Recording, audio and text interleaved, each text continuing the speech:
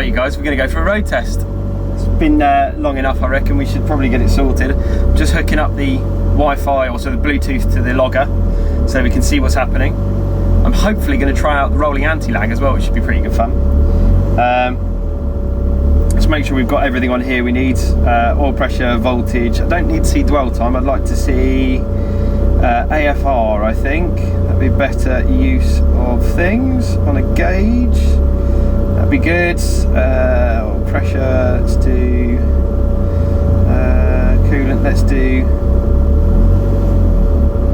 yes, we need map pressure as well. Let's have a map. One of those. Yeah, so that's now all showing what I'd like it to see. Wicked, let's roll.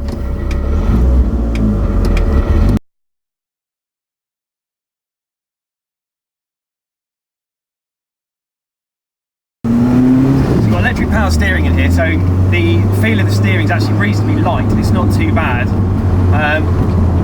I'm running a Mercedes pump off an A-Class hooked up to the original power steering rack. It only takes one custom hose, which I have made up our hydraulic supplier, so not too bad. The return line's just a plain nitrile hose. As long as it's oil resistant, it doesn't take any pressure. So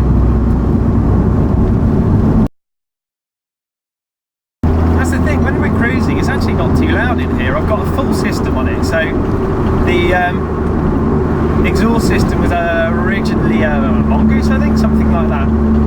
Cut it all down, replaced all of the standard flanges with V-bands, removed any restrictions in any of the silencers, cut off the ginormous bean can tailpipe and put a 3-inch one on there, which is the same as the rest of the system.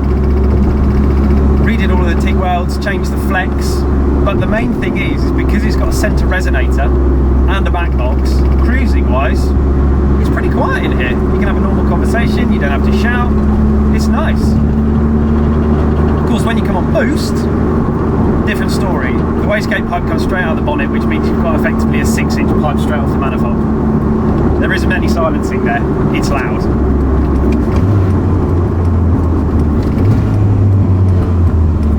Okay, we're clear. Temperature we're up to 91, so we're still warming up at the moment. I won't push it too hard.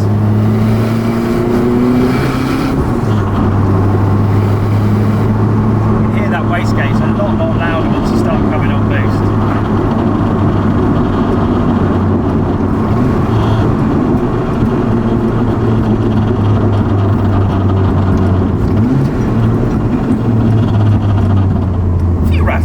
There's some bits and pieces I need to tidy up, but it's not bad, it's not bad.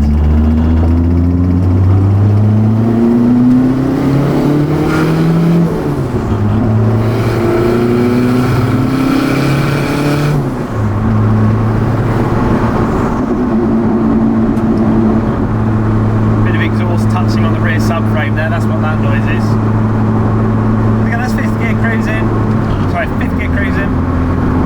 2,500 RPM, really smooth.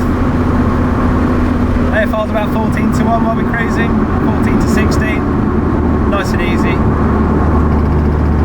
It's very funny because we're sitting so much further back, you feel more in the centre of the car, so when you turn in, you can feel the back end and you start to lean on it, rather than being at the front, where you can feel much more of what the nose is doing, you feel much more of what the tail's doing in this. It's more akin to driving something like a Caterham, something like that.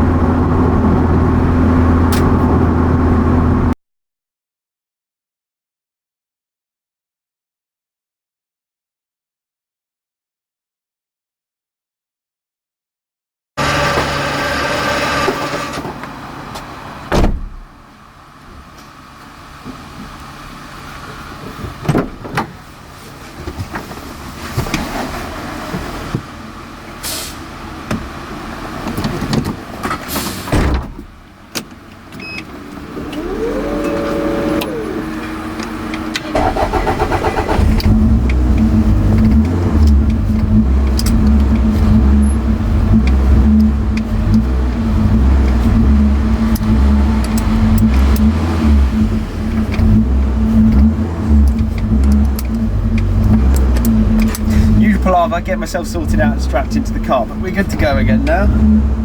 Lights are on. Let's roll. Oh, power steering's on. There we go. Without that power steering pump, it is a nightmare to steer, it really is.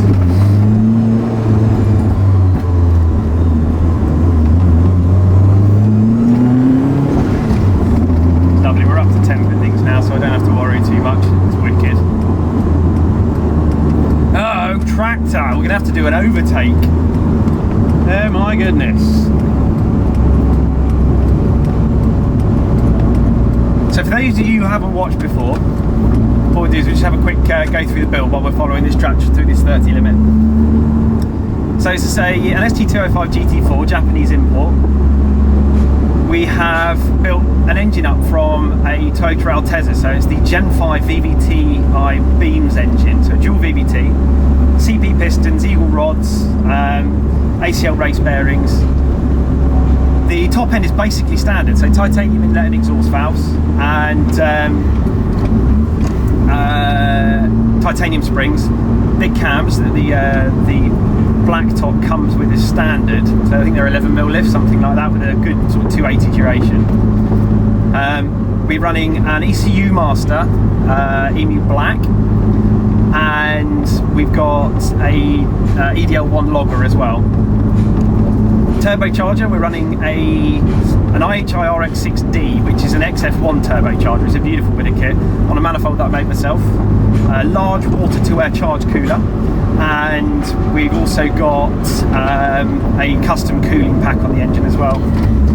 Stock fuel lines with a 360 litre per hour pump,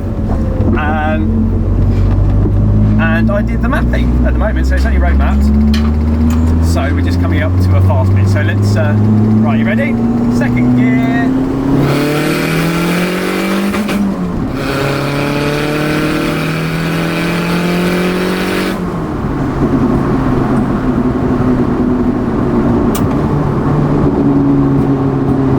That was up to the national speed limit of 60.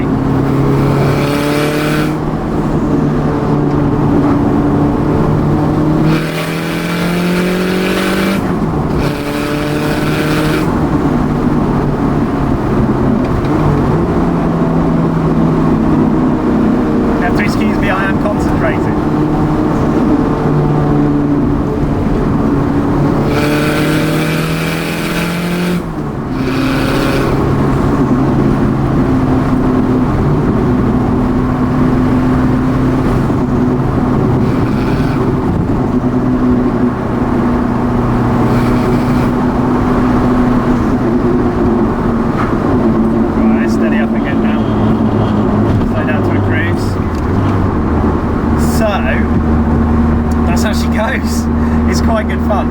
It can certainly move out. Oh, our rolling anti-lag is working, I think.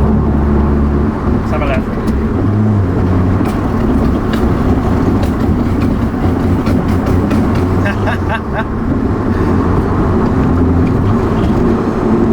Slow down a little bit and try it again.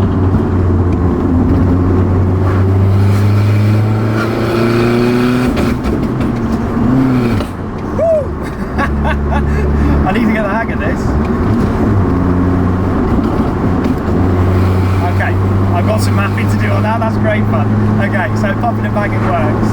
But I need the cut to be higher up in RPM. And I also need it to be building a lot more boost there, so it's not building anywhere near enough boost to be able to make it to work properly. That's great fun. Not that it wasn't working on the first section. Anyway. Woo!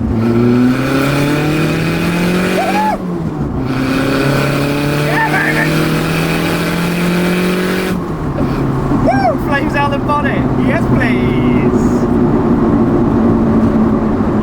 Of course, only up to the national speed limit. We've got to be very careful.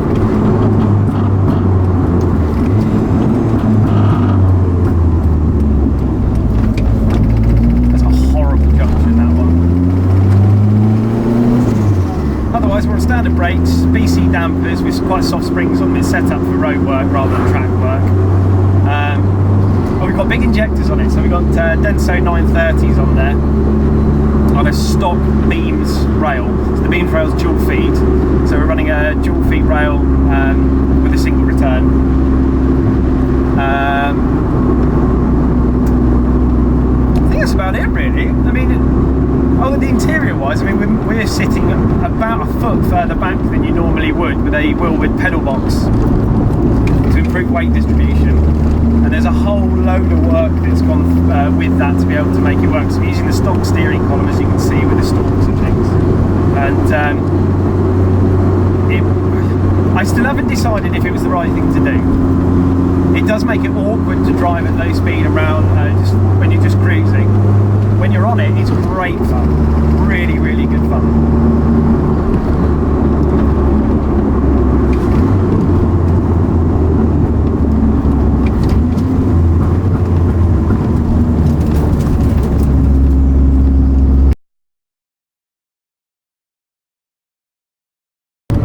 And we're home. Great fun. Thanks guys.